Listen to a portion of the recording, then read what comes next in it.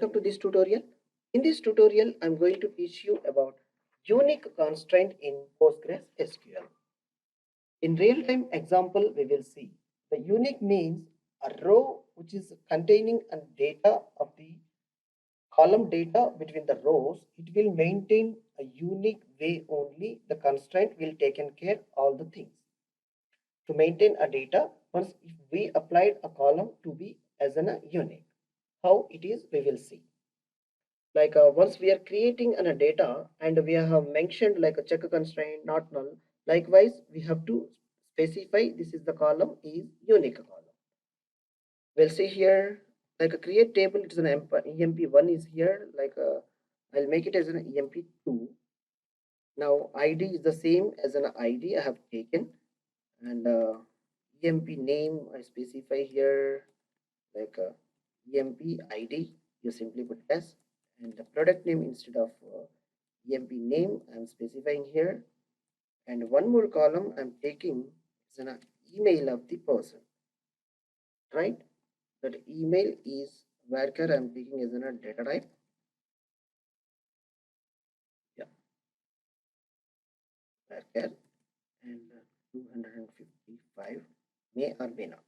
Now see here a keyword I'm using unique of email I'm applying as a unique column. Now you make it as in a comma here after the email. That's it. Execute this query statement to create an employee table and with the column of email unique. Query is successfully it's executed. Now what are the parameters I have to pass? Emp ID, name, email. 3 parameters I need to insert into the database and check if the same email ID is inserting into the database twice, how it is going to be treating our SQL, PostgreSQL. Now let's check it. Insert into emp2, like values is emp underscore id, comma, emp underscore name, comma, email.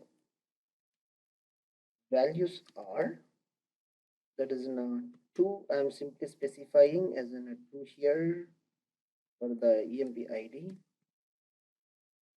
comma, second one is emp name is Perry, and third one it is email of Perry at gmail.com. All right, 3 columns I have chosen as an insert statement over here, and 3 columns of the data I am passing into the insert statement. Clear? Now see here, terminate this line with a terminator. Now try to execute. Yeah. If I executed the statement, query is inserted successfully. We'll see by using the select statement. Select star from the table name is emp2. The terminator. Run this. Yes, Perry at the 1 ID, the Perry ID 2, we have passed the value here. And the Perry is in a data. Perry at gmail.com is an email. We have forwarded successfully. What I'm doing here it is the 3 ID I'm sending as a name, it is in a John, and the same email ID of a Perry only I'm using here. And we can identify whether the row is inserting or not. Now let's see here, error, it's throw an error. The duplicate key value violates unique constraint.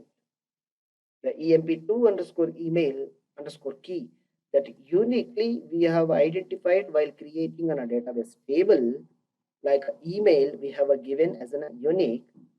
And now see here, the database is not going to be accepting the same email ID twice in the database. All right.